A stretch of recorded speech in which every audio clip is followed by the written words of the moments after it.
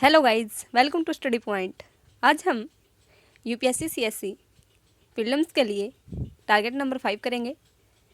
इससे पहले हम 4 टारगेट कर चुके हैं। आज इकोनॉमिक्स के इम्पोर्टेंट टॉपिक का पार्ट नंबर 2 होगा। इससे पहले हमने पार्ट नंबर 1 कर चुके हैं और जो पार्ट नंबर 1 था वो टारगेट नंबर 4 में किया हमने। आज हम पार्ट नंबर 2 करेंगे, टारगेट नंबर 5। इसमें क्या रहेगा, इकोनॉमिक्स के जितने भी इम्पोर्टेंट टॉपिक जो हमारे यूपीएससी प्रीलिम्स के लिए इम्पोर्टेंट रहेंगे वही हम इसमें डिस्कस करेंगे। सो गाइस, स्टार्ट करते हैं। सबसे पहले हम करेंगे एग्रीकल्चर के बारे में। एग्रीकल्चर के बारे में सबसे ज़्यादा क्वेश्चन कहाँ कहाँ से पूछे जाते हैं वही हम रिवीजन में लेंगे। अभी जैसे कि किसान व कृषि से संबंधित योजनाएं, जो किसान और कृषि से संबंधित योजनाएं गवर्नमेंट के द्वारा चलाई गई है वो सभी देखनी है। केंद्र सरकार के द्वारा जो भी योजनाएं कृषि से संबंधित हो या किसान से संबंधित हो, वो सभी जिनका प्रभाव ज़्यादा रहा है वही योजना हम तैयार करेंगे। सभी योजना तैयार नहीं करेंगे, जो ज़्यादा प्रभावशाली योजनाएं हैं उन्हीं को तैयार करेंगे। इसमें आगे है जैसे कि बेसिक फसलें। जो बेसिक फसलें हैं, जैसे कि आप यदि हम देखें PYQ देखें तो इसमें देखें प्रीवियस ईयर क्वेश्चन में, तो देखते हैं कि 5-6 फसलें हैं जिसमें जैसे कि गन्ना है, कपास है, कॉफ़ी है, चाय है, गेहूं है, चावल है। ये बेसिक फसलें हैं। इन्हीं से ही यूपीएससी ने क्वेश्चन किया, जितनी बार भी किया है, तो आप इन फसलों को अच्छे से तैयार कर सकते हैं। जैसे कि उसके बाद है क्रांतियाँ। कौन कौन सी क्रांति कब आई, उसका क्या प्रभाव पड़ा और किस पंचवर्षीय योजना में वो क्रांति आई, कौन सी क्रांति किससे रिलेटेड थी, ये सभी चीज़ें हम इसमें करेंगे। आगे हम एग्रीकल्चर का यही करेंगे। आगे करेंगे हम आर्थिक सर्वेक्षण। आर्थिक सर्वेक्षण हम 2022-23 का और 23-24 का आर्थिक सर्वेक्षण के वही हाईलाइट पॉइंट करने हैं हमने जो हमारे एग्जाम से इम्पोर्टेंट होंगे। इसमें हम आर्थिक सर्वेक्षण के हाईलाइट पॉइंट करेंगे 2023 के भी और 2022 के भी। ये दोनों ही हमने करने हैं। बजट का हम 2023-24 वाला ही करेंगे। इसमें जो भी योजनाओं का जिक्र सरकार के द्वारा किया गया है, उन योजनाओं को देखेंगे, उनसे क्या इफेक्ट पड़ेगा अर्थव्यवस्था पर, वो चीज़ें हमने देखनी है। आगे जो केंद्र सरकार के द्वारा योजनाएं चलाई गई हैं जिनका बजट में जिक्र किया गया है, वो सभी हम देखेंगे और वही पढ़ेंगे ताकि कोई भी क्वेश्चन हमसे ना छूटे। आगे हम देखते हैं पॉवर्टी एंड सस्टेनेबल डेवलपमेंट। इसमें हम क्या क्या पढ़ेंगे। इसके अंदर हम पॉवर्टी को कम करने के लिए जो सरकार के द्वारा, गवर्नमेंट के द्वारा कमेटी और स्कीम्स लाई गई हैं, जो भी कमेटी बनाई गई हैं या कोई भी स्कीम चलाई गई है, वो चीज़ें हम देखनी है।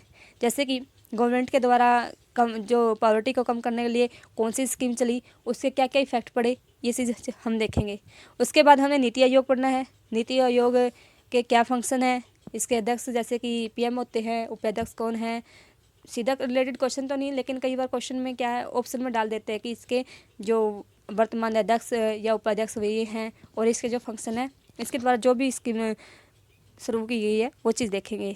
आगे जैसे कि पॉवर्टी से रिलेटेड जितने भी इंडेक्स हैं वो हम देखेंगे। पॉवर्टी से रिलेटेड जैसे कि मल्टी डायमेंशन पॉवर्टी इंडेक्स वगैरह।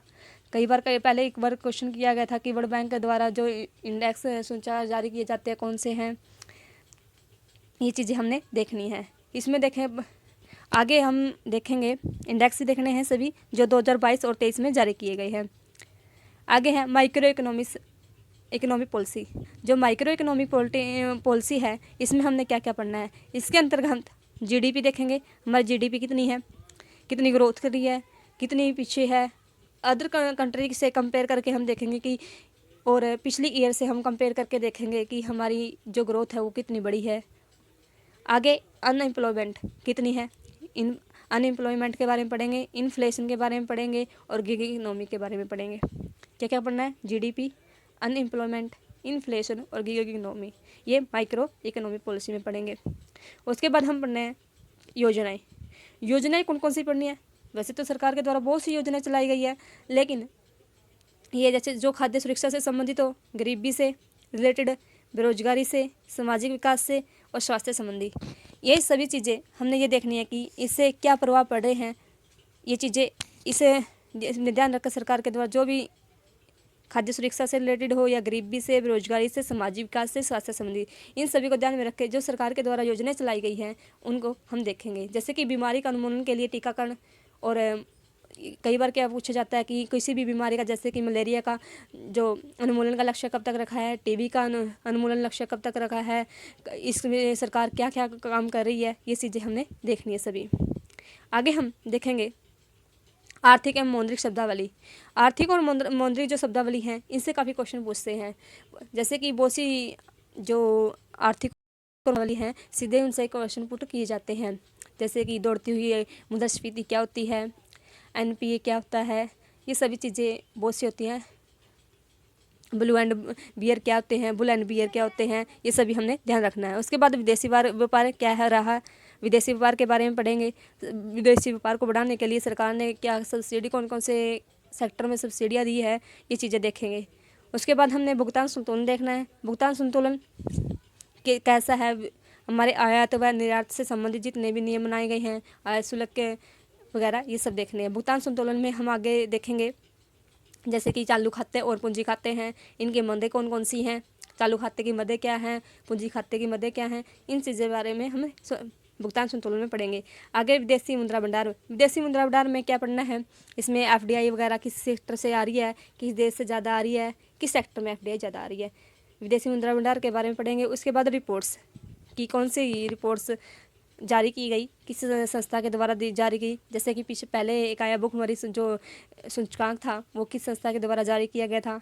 जैसे रिपोर्ट्स विदाउट बॉर्डर्स किस संस्था के द्वारा जारी किया जाता है। ऐसे ही पूछ सकते हैं कि जैसे कि ईज ऑफ डूइंग बिजनेस किसके द्वारा जारी किया जाता है। ये चीज़ें हमने सब देखनी है। सो गाइज, ये था हमारा टारगेट नंबर 5।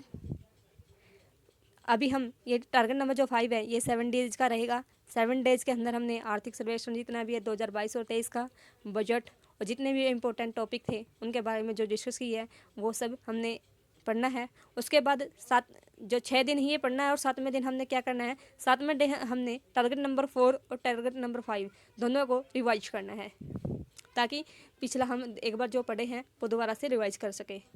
सो गाइज, ये था हमारा टारगेट नंबर 5। अभी टारगेट नंबर 6 7 दिन के बाद ही आएगा। जैसे कि यदि आपने आर्थिक और मौद्रिक शब्दावली देखनी है तो अभी 1-2 दिन में उसके लिए वीडियो आ जाएगी, तो आप वहाँ से भी देख सकते हैं। सो गाइज, यदि वीडियो अच्छी लगी है तो लाइक करें, शेयर करें और चैनल को सब्सक्राइब करें। Thank you.